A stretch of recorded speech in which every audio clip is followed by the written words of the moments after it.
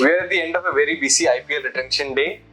We have teams that have given out their list of releases, list of retentions, and 10 trade deals to talk about. This is the first time in a long while that trade deals are doing the talk much more than what we can expect from the auction.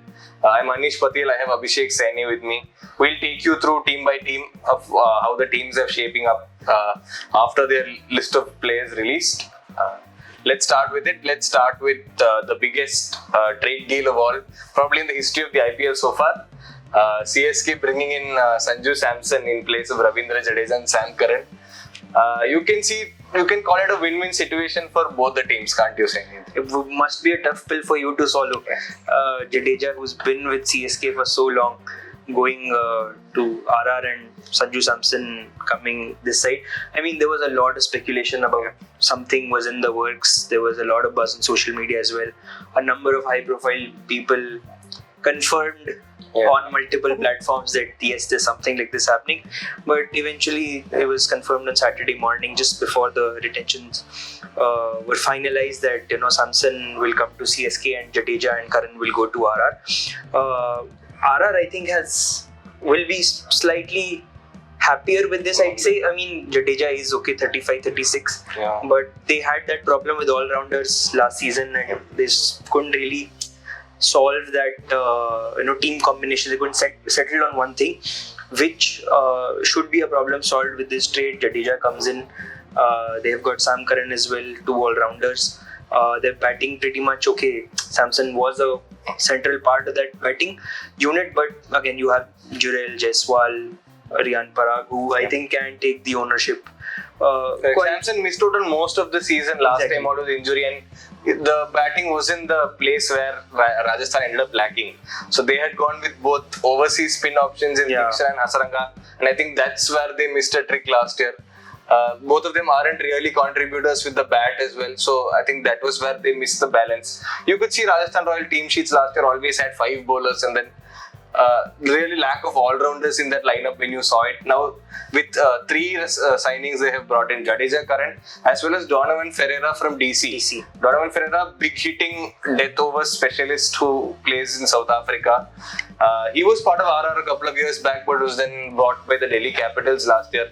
Minimal opportunities for him there. And getting Ferreira in also gives a backup with Chevron Hitman, because last season he didn't really have that consistent run. Okay, not to blame him for that. I mean, the team management couldn't really fit him into one slot consistently. But now they have another option, who they can turn to in case they want to try a new player, as a finisher.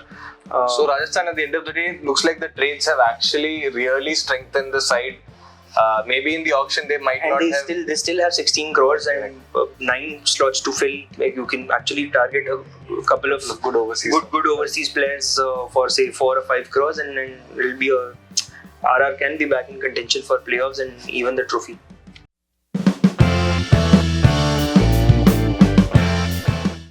CSK, on the other hand, losing their long-time servant in Jadeja.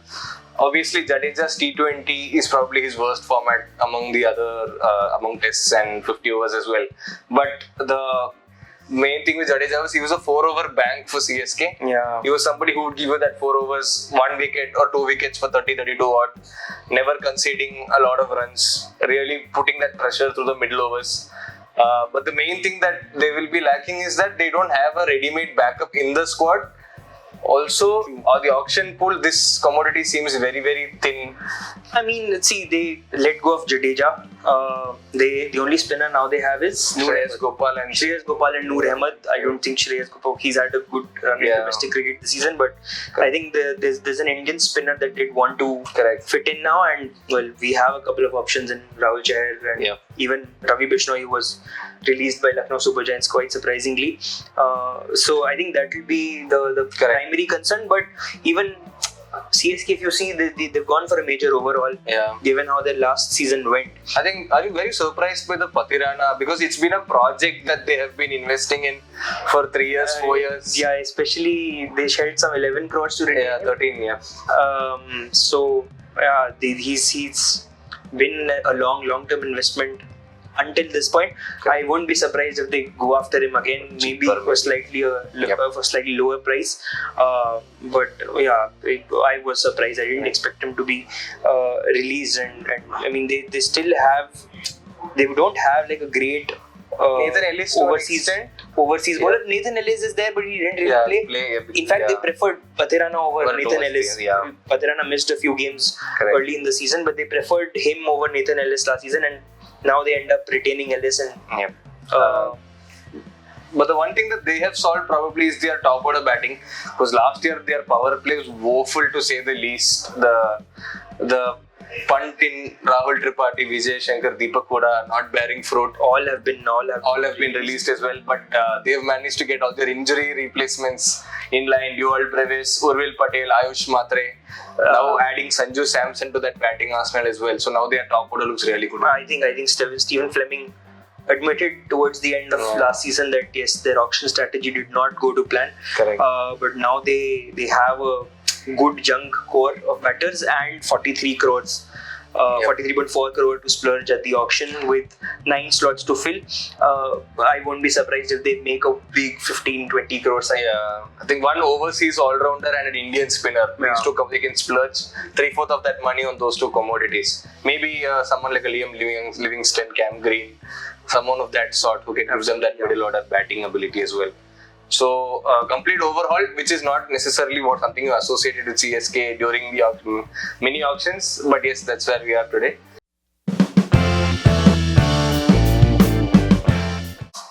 KKR, another team that have let go of so many players. They'll be entering the mini auction with the largest purse as well. I think that was necessary looking at how their team had shaped up last year. But you still did not expect a player for 23.75 crores to be let go. I am pretty certain KKR will try to get Venkatesh here once more. Venki Mysore has stated that he's an important part of the setup, but obviously not, blocking those 23 crores. You can get in some serious talent for much lower price than that, and get Venkatesh a year in that overall pool. Correct. And Venki Mysore had suggested some years back that they would never release a player just to buy him back for cheap. But when it's 23.75 crores staring at you, and with multiple slots to fill in the team as well, I think it was how the turntables. Yes. I mean, even with Andre Russell, nobody expected him to be released. 12 crores. That's another 12 crores that they get into their kitty, and they go with an overall purse of 63 crores. If I'm not wrong, 63.4 crores. They have quite a few slots to fill. I think they have 13 slots. That's probably the one team that needs to fill in more than half its side. Correct. But with 63 crores, you're pretty confident going into any auction. Correct. And I don't think we'll have a lot of big money signings like we had in the mega auction. A lot of players crossing 20 crores. But I think if there is a fight, KKR have the money to... KKR has the depth in their pocket to maybe go after big players, and they actually also need to get in a wicket keeper. Couple of gaping holes. They need a keeper who can open as well. That was what Gurbaz and Dickok provided to them. We thought it'll be one. Both of them played parts last year, but then both of them weren't at their best. So I think that's what they'll be looking for. Maybe someone like a Ben Duckett or some opener. If they can fit in a wicket keeper elsewhere, they can go for a full end. This Josh Inglis who's been Punjab Kings. So a couple of, but then how do you replace the great man Andre Russell? I think that's what they are. Will Cam Green, who will probably be in the auction next year, missed out on the mega auction last year due to injury. Maybe he will come in and maybe they consider him as a possible replacement. Or maybe they go for someone like a Livingston who has been released by RCB. A lot of permutations still possible with KKR. You can even argue that they might look for a new captain, given they want a change in fortune. With the Ajinkya Rahane on the wrong side of 30s and them having such a big purse, they might even want to get in. We still need to see what the auction pool is like, but they might have an eye on getting in as a captain. There was some noise about KL Rahul and KKR, and that made a lot of sense. A wicket keeper, a captaincy option, probably an opener as well, but I think nothing materialized at the end of it. So I think they will have to go 2 big gaping holes in their playing 11 to fill up, but enough cash to look after it as well.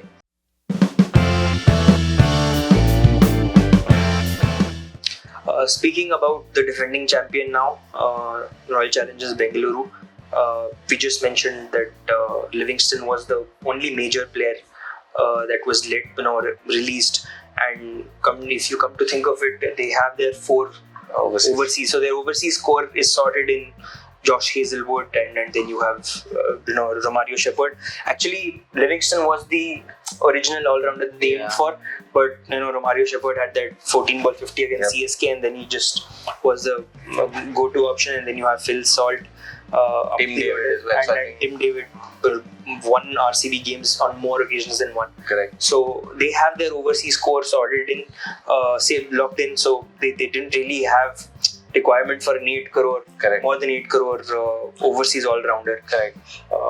I think one thing that surprised us was Yash Dayal's retention. Obviously, there have been multiple news sources about his off-field issues over the last couple of years.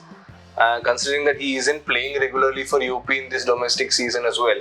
And they have enough Indian bowling talent in their ranks. Rasikdar, Bhuvneshwar Kumar, of course, Hazelwood as well. Yeah. So I think they had 3 proper pacers that he could utilize in their 11. So we were wondering maybe they might get let go of Yash Dayal, but that hasn't been the case. They have kept him with them. So I think hopefully there's nothing else more off-field issues incoming. We'll probably see him in an RCB shirt next year.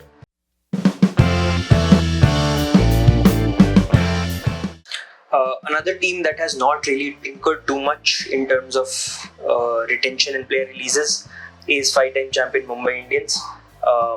As you mentioned before we started, that this has been a year that has been more about trades than getting in new players through auction, and Mumbai Indians sort of fits this bill perfectly.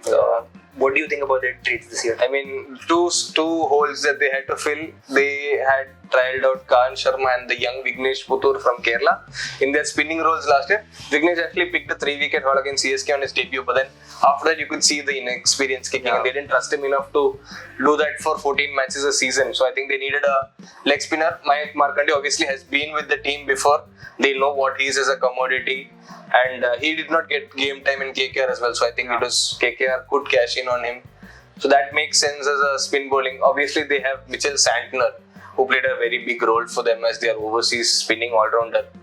They generally go with only one spinner generally. That's how Mumbai has been. Trent Bolt, Jasprit Bumrah. Maybe we thought Deepak Chahar, because they signed him for around 9 crores. Maybe they could put him back in the auction and get him for cheap. But rather they have kept him and they have added Shardul Thakur as well from LSG.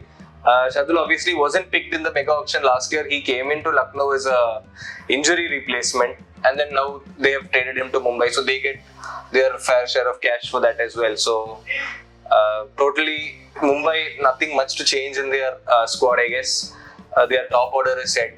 Unbelievable Indian batting talent, followed by a couple of good pace bowlers, top class pace bowlers in T20s as well. So only this spinner, which I think Mayank Markande, they are trusting, but I'm sure if there is an option of signing someone up in the auction, a good spinner, they will. Maybe on base price, because 2.75 crore. Maybe if Adam Zampa is not being picked anywhere else on base price. Mumbai Indians is the team that walks in with the least amount of purse, 2.75 crores. I think there'll be 5 crores added. Correct. With every mini auction, but as of now they just have 2.75 left in the bank, and you won't see much action from the Mumbai Indians table during the auction. No more high fives with Delhi Capitals owners this time.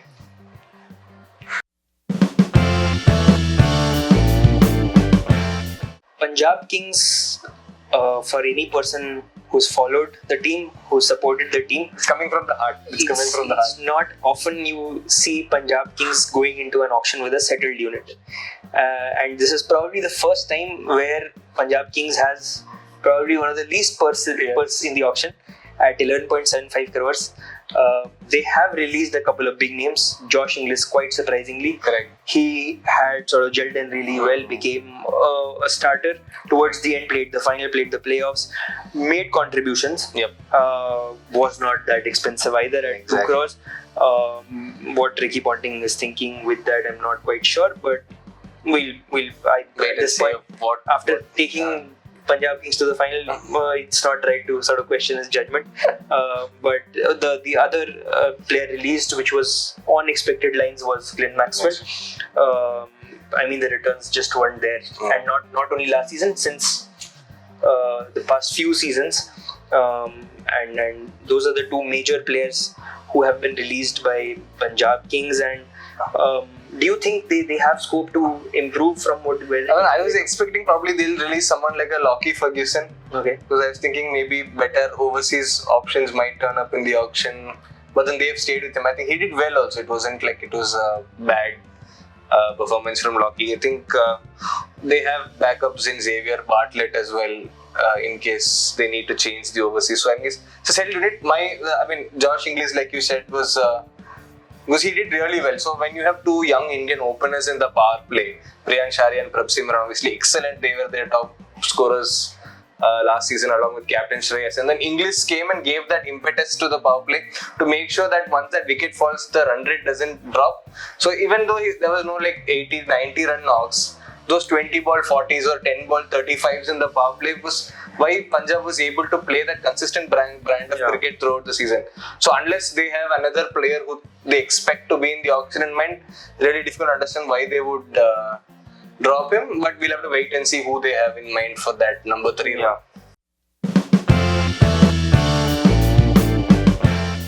Talking about Gujarat Titans, I think the only major player released by that franchisee has to be Gerald Coetzee, because Gerald Coetzee sort of they have obviously traded Shafin Rutherford as well, but Shafin Rutherford was I mean, we'll talk about Coetzee first. Coetzee, Mumbai Indians really saw something special in him when they couple of seasons back. When they really went after him in the auction.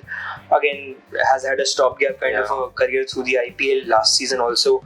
When he came to GT, didn't really get a consistent run with Rabada in the team, and then played just 4 games. Has had issues with injury as well.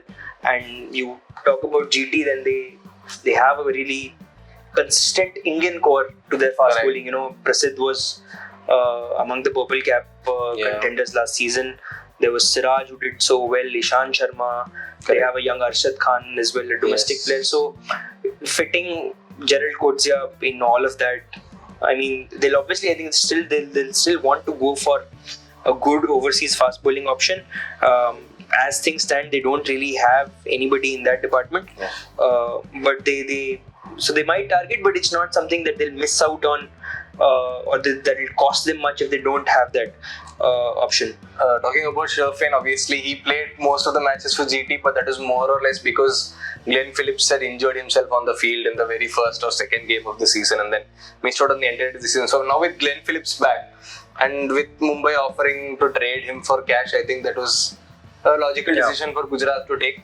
I think the problem for Gujarat now is how they'll try to fit in all these Indian spinners. They have Washington, Sai Kishore, as well as only Rashid and Sai Kishore have done really well, but that's meant that Washington has had a very limited role to play.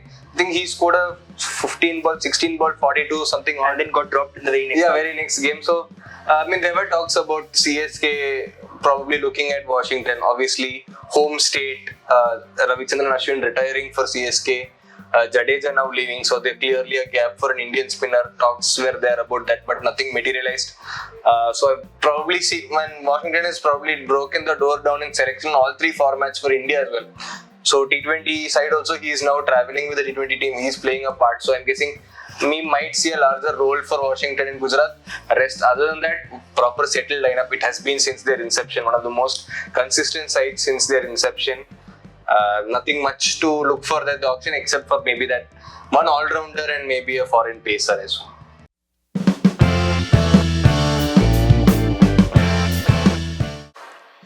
Lucknow Super Giants, I think there was a couple of question marks about their pace bowling unit, and they've strengthened that before the auction itself with the arrival of Mohammad Shami on trade from Sunrisers. We were expecting probably them to release Mayank Yadav. Has had a tough time with injuries over the last 2 years. Played 2 games last year and then again injury derailed that season as well. But they have stuck with Mayank and instead released Akashdeep, who cost them 8 crores last time. Obviously they have enough backup options. Mohsin can't come back from injury. Prince Yadav. Prince Yadav, a young fast bowler who played for them last year, did pretty well in the few Well games. with change-ups. I mean, the slower bounces and all gave maybe a option that has a lot of varieties up his sleeve. And I mean, in Mayank Yadav, they have potential. They still have potential. Okay, injuries. Put the injuries aside, and you have what, a 23, 24-year-old who is only. The only way is up from here, and in Akashdeep you have a slightly senior bowler who doesn't really play T20s consistently. Success with the Indian team has also been in the Test circuit. Last season he joined the team late due to injury problems, and then I mean, even for RCB, he was here and there with the team in the playing 11 for the 2-3 years he played. Was never a constant fixture, so I can understand that from a Lucknow perspective. One player that they've gotten rid of is David Miller. I think last year Mitchell Marsh did most of the run scoring for them. Captain Pant itself did not have much contribution. Despite this, Miller did not get to play much there. And I mean, so this is another.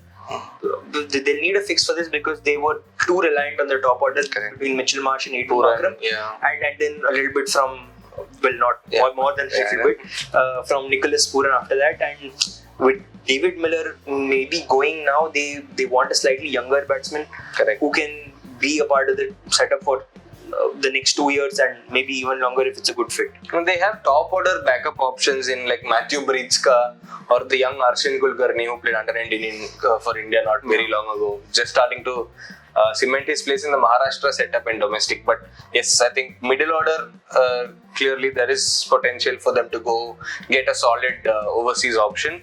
Another player they have gotten rid of is Ravi Bishnoi, and I mean, if you look at how Digvesh Rathi performed last year, not really surprising, isn't it? Despite Bishnoi obviously being an India level bowler. I think Bishnoi, as the tide has really turned for him adversely actually.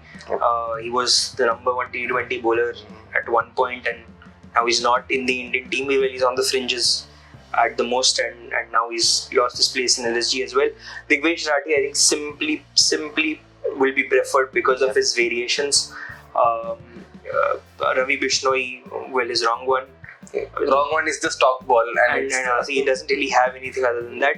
And Justin Langer has also said it. I mean, it was the toughest call that they had to make through this retention cycle, but eventually Digvesh Rathi, who came in for 30 lakhs, and Ravi Bishnoi, who was a multi-crore signing.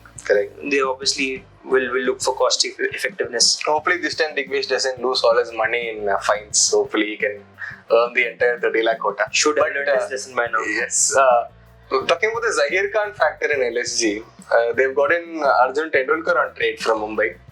I mean, I don't know what to make of Arjun Tendulkar because there was a spell where Mumbai, I think this was 24, when he was given charge of the new ball, used to come and bowl a couple of 3 overs up front, and then last season again he sort of faded out.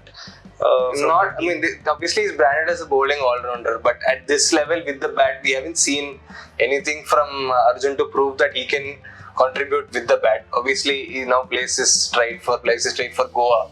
Doing pretty well there in red ball formats, but then you don't see that outlandish performance with the white ball that makes you sit up and take notice. So not really sure what the thinking was. Maybe left arm pacer Zahim can get something out of let's see. Arjun. Let's just wait and see. Reserve our judgment on that. Sky's the limit. One team which perhaps people expected to make wholesale changes was SRH. Not wholesale changes per se, but after 2 very good seasons, very successful seasons, 25 didn't really pan out well for SRH. And how they've approached this auction is sort of indicative of how the season went. They've not really tinkered much with their batting. Abhishek Sharma, Travis Head, Heinrich Klaasen, Nishan Kishan for that matter, who people thought might not make it in the retained players list, but they've stuck with him. So the batting is still that second unit. It's the bowling that SRH will try to figure out. Obviously Shami has been let go of He's joined LSG. But then Shami did not have the kind of impact that they probably expected for a 9-10 crore fast bowler. And it's not easy as well. Yeah. I mean, they've preferred sort of flattish wickets. Hyderabad has always been in Hyderabad, and at one point it used to be spinner friendly when Williamson and Warner used to get them to 130, 140, and this Rashid Khan company used to do the rest. But the last couple of seasons we've seen them prefer high scoring pitches, and in that Shami going at 10-11 runs and over and not getting enough wickets. Obviously, he was just coming out of injury, was out of rhythm, so to speak. He just had that Champions Trophy before that and a couple of Ranji Trophy games. Was tough for him, and they've. I mean, they have Jadeja Sam as well, who didn't really do much.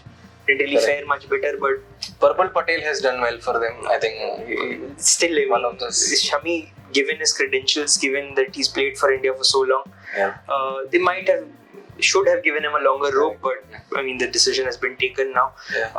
So I think you mentioned Harshal Patel and Jadeja Sam, but they don't really have a lot of dependable Indian fast bowling options, and that is one. I was excited to see Bryden Cars in the IPL, but he never really got a look in. I think he was injured, he pulled out as well. But he has been retained. He's been retained. So that's one pace bowling option. But it seems like overseas or Indian, either ways their pace department still needs some shoring up in the auction. They have 25 odd crores, so they have enough money to go for any particular player they're earmarked. I think last year for Sunrisers, even though it was below par, they had two good Indian players making the playing 11s consistently, Aniket Verma and Zishan Ansari. Zishan Ansari, obviously the leggy, who now that means they have forced Adam Zampa and Rahul Chahar out of the setup.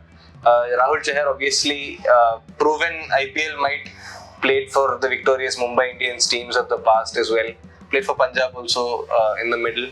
So I think that's one commodity, like probably a team like CSK who's looking for an Indian spinner might look to take Adam Zampa, again one of the best spinners in the world in white ball formats, but just can't get a look into an IPL team.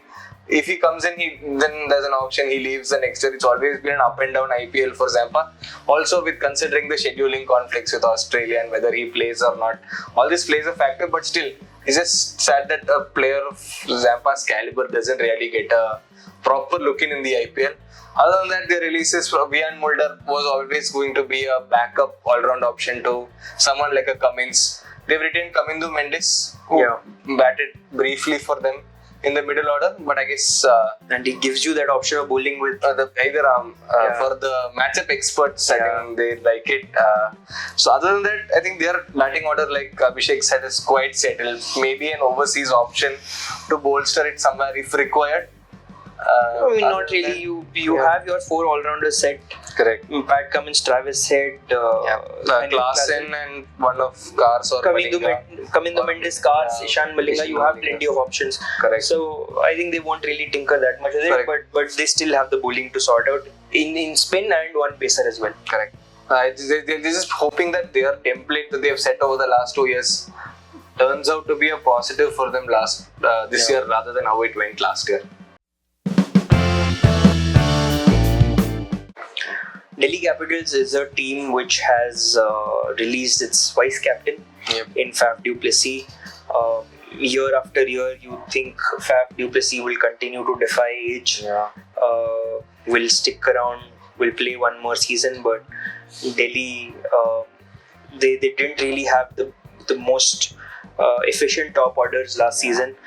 Hence, the other opener, Jake Fraser-McGurk, has also been released. Faf captain the side also for a brief while, but again his batting returns were not what you expect from your overseas frontline player, and that was maybe the reason why they did not retain him. And we saw last season how they relied on their middle order, be it Sameer Rizvi, be it Akshar Patel, Abhishek Porel opened. He'll still be at the top only, but Vipraj Nigam, Tristan Stubbs, who were finishing games towards the end of the innings and not getting a start. Actually, I think cost them a couple of games, and they finished 5th if I'm not wrong. A couple of games here and there, and maybe they could have squeezed in through the playoffs. And they bolstered their batting with Nitish Rana, which I feel is like a really good. I think Hemang Badani mentioned this as well right after the retention, that the lack of left-handers in their top order, other than Akshar, not really many options, and Abhishek Porel. So they were looking for a left-hander, he was saying, and Nitish Rana, obviously the local lad, has come back from UP to Delhi to play for the state as well. So I think it makes sense for them to go for a proven Indian option there. Other than that, maybe the release of Mohit Sharma was slightly surprising. He did well last season. Yeah, I mean, one of those older players, but he's been really doing well for GT before that as well. If you remove that one over in the final against CSK, he's been a really good player for GT as well. So surprising to see Mohit Sharma out. Maybe they're looking at some other young. But I mean, another team which has its bowling sorted with Kachal Stark, Dushmanta Chamira, you have your two. Correct. Maybe T. Natarajan, I thought they might release just because of the price Hemang point. Badani actually spoke on this, that they closely followed him through since the end of the last season, and they're impressed with what they've seen, and they think it was an injury based, not a lack of skill or anything. It was more an injury related concern in Natarajan. He's played a little bit of the TNPL. Yeah. He's been picked in Tamil Nadu squad as well for the Shahid Mushtaq. So hopefully that gets him that rhythm that he's looking for, and maybe really are banking on that. There was some talk about Stubbs, Rajasthan being interested in Stubbs, but it's in fact Donovan Ferrer that's gone the other way. Donovan Ferrer hardly got a look in the team last year, while Stubbs was their main middle order enforcer. So I'm guessing that the fact that they retained him shows how important he is in their plans. So one foreign overseas option to look out for in the auction for the Delhi Capitals. Well, that was how the retention day shaped up. Quite a few surprising calls. Yep. Largely, it played out on expected lines. This will be a mini auction, one day affair. There are 2 or 3 teams, or 4, or you can say with SRH, and who will have a bigger say, and there will be quiet bystanders in this auction, teams like Mumbai Indians, Punjab Kings, who will not really want to tinker too much. But the auction is still a month away. I believe there's one more trade window left before that play happens, and with IPL you never really have there's always a twist around the corner in some way or the other. But as things stand, this is how the teams are. For all the latest news, I want the slots left, how much purse the teams will have going into the auction, and in general everything in and around the IPL 2026 auction, you will be able to catch it on Sportstar.